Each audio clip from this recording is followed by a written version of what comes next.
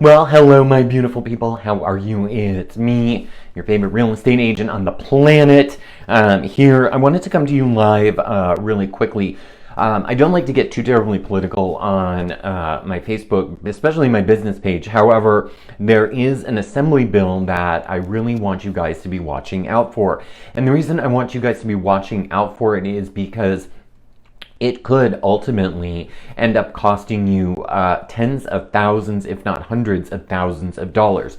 So the Assembly bill was introduced about a week and a half ago by Assembly Member Chris Ward. And Chris happens to be the Assembly member for my district. So it's Assembly Bill 1771. Now, let's talk a little bit about what this Assembly Bill does and why I think it's so detrimental, and why we really need to encourage our state legislators not to adopt this bill. So first of all, let me tell you why the bill was written. The bill was originally written to put a tax on investor flippers who are buying homes in San Diego, flipping those homes for a profit. So the way an investor works is they typically come in, they buy a home, they usually get it at a discount for what it could be sold for at market value. They come in, they flip the home, they turn the home around, and they sell it for a profit. And that's how flippers work. That's their business model, basically, in a nutshell. So the big reason this bill was put forth is because they wanted to tax those investors for selling that property within the first 3 years up to 25%. The downside of this bill is a couple things. First and foremost, we're already in an inventory challenged market. And so if we pull the investors out of the market, we're going to be actually in an even more inventory challenged market. And the reason for that is because what the investors are buying is they're buying homes that traditionally cannot get financing on them. So I'll give you an example. I've sold 3 homes in my career that were hoarder houses. And if you've never been in a hoarder house, it's really kind of an extreme situation.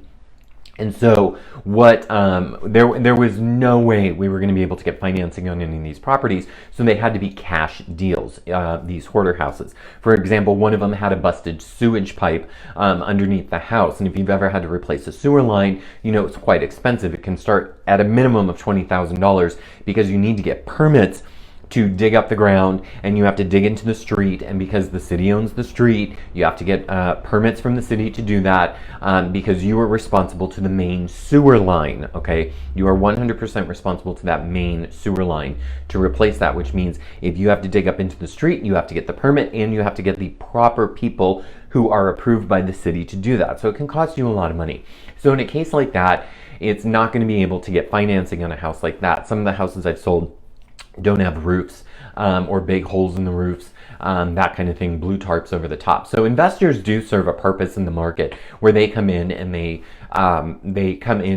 repair these houses, and they get these houses ready and they put them on the market, so that way a buyer can come in who can get financing. So most of the houses that they're buying cannot be financed whatsoever, or there's somebody in a dire situation who needs to get their house sold very, very quickly.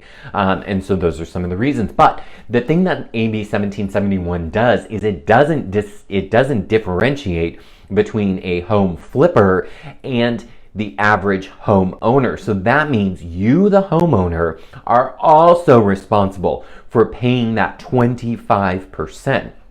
So let's say you close escrow on a house with me today, right? So we're at March 17th, 2022. That's 22 to 23, 23 to 24, 24 to 25. You cannot sell that house for 3 years. Otherwise, you'll be taxed 25%, but it gets even better. Year 4, it goes down from 25% to 20%.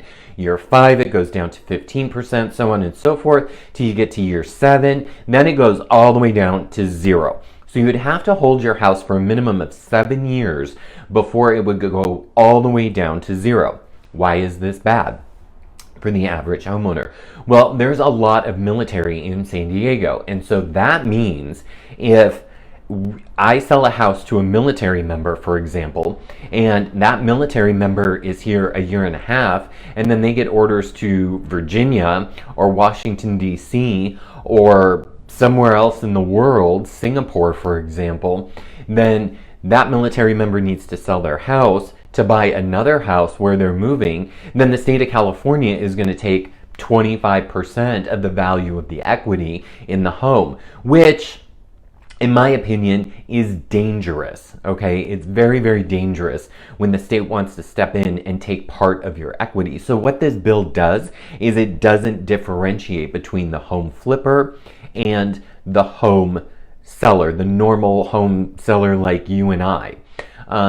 So I'm encouraging everybody out there to reach out to your assembly members and express your concern for AB 1771. It's not going to be good. Now, I know a lot of people don't like home flippers, but the truth is, in this market, the home flipper does provide a service.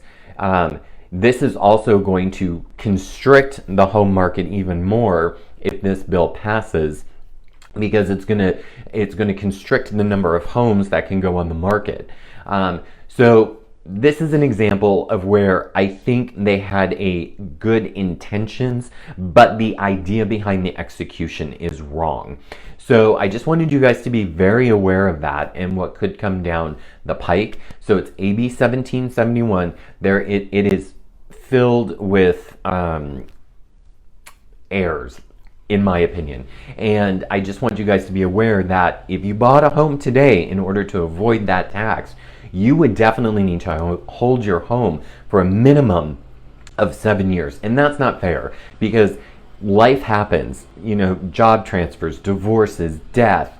Some people want to sell their house to pay medical bills. You should have the right to do that. And so this is why I'm not supporting this bill. This is why the San Diego Association of Realtors is not supporting this bill. What we need to be doing is coming up with solutions to more affordable housing. That's what the state really needs to focus on more, and less on the house flippers. If the state can come up with a plan, and I don't know what the plan is, but if we can come up with a plan to get more affordable housing in the state, that's going to solve a lot of problems. Anyway, I just wanted you guys to be aware of what's going on. Like I said, don't often get too political on this, but I just wanted to let you know what's coming down the pike and why it could end up costing you thousands and thousands of dollars. So if you have any questions, feel free to reach out to me, 619-818-2992. I'd love to chit chat with you guys. Hope you're well. Have a great day. Bye-bye.